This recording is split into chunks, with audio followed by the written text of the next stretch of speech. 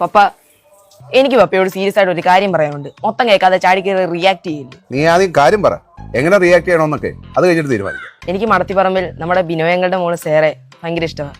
ഞാൻ അവളെ മാത്രമേ കല്യാണം കഴിക്കത്തുള്ളൂ. 9ാം ക്ലാസ്സിൽ പഠിക്കുന്ന തുല്യൻ മണി ഞാൻ എന്തോ ഈ കേൾക്കുന്നത്? ഇതാ ഞാൻ പപ്പയോട് പറഞ്ഞു ഓവർ റിയാക്ട് ചെയ്യില്ലെന്ന്. ഞാനിപ്പോ നല്ലോണം പഠിക്കുന്നുണ്ടോ? ക്ലാസ്സിൽ ഫസ്റ്റ് ആണോ? അതൊക്കെ ശരി തന്നെ. എന്നോട് പറയാൻ കൊള്ളാതെ വർത്താനാണോ നീ ഇപ്പൊ പറഞ്ഞു? എനിക്ക് സേറെ ഇഷ്ടമാണെന്നുള്ള കാര്യം അവളോട് പോലും പറയാതെ ഞാൻ പപ്പയോട് വന്ന് പറഞ്ഞത്. അത് തെറ്റാണോ? ചേട്ടാ നീ ഇത് അവളോട് പറയണ്ടേ, എന്നോട് എന്തിനാണ് വന്ന് പറഞ്ഞത്? എന്റെ BP ഏറ്റാനോ? പപ്പ USA പോയി MBA എടുത്തിട്ട് അവിടെ തന്നെ സെറ്റിൽ ആവാനാണ് എന്റെ പ്ലാൻ. ഒരു അമേരിക്കക്കാരന് മോളെ കെട്ടിച്ചു കൊടുക്കാൻ പറ്റത്തില്ലെന്ന് വിനോയങ്ങൾ പറയൂ. എടാ കോടാളിച്ചെടുക്ക, നീ പറയുന്നതൊക്കെ സത്യമായിരിക്കും. അതിന് ഞാൻ എന്തോ ചെയ്യാനാ? എനിക്കിപ്പോ പ്രേമിച്ചടക്കാനൊന്നും സമയമില്ല. ഇഷ്ടം പോലെ പഠിക്കാനുണ്ട്. പപ്പ ബിനോയങ്ങളെ കണ്ട് ഞങ്ങളുടെ കാര്യം ഒന്ന് സെറ്റിലാക്കി വെക്കണം. അല്ലെങ്കിൽ വേറെ ഏതെങ്കിലും കണ്ണാപ്പികൾ വന്ന് അവളെ അങ്ങ് അടിച്ചോണ്ട് പോകും. ഞാൻ ഈ 9ാം ക്ലാസ്സിൽ പഠിക്കുന്ന ചെറുക്കന്റെ കാര്യം എങ്ങനെയാന്ന് ബിനോയോട് പറയും.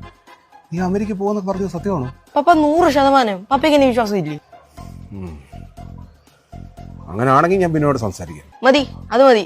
പിന്നെ ഒരു ജ്യേഷ്ഠന്റെ സ്ഥാനത്ത് നിന്ന് ഞാൻ ഒരു കാര്യം കൂടെ പപ്പയോട് പറയും. അതും കൂടെ അങ്ങ് സെറ്റിലാക്കി കൊടുത്തേക്കണം. അതിന് എന്തോ ലുട്ടാപ്പി ഇങ്ങോടാ. ചെറുക്കന് മുന്നേ ഇങ്ങനത്തെ കാര്യങ്ങളൊന്നും പറയരുത്. പപ്പ എന്നെ പോലെ ഒരു കേസ് കെട്ടി പെട്ട് കിടക്കുക ഇവന്.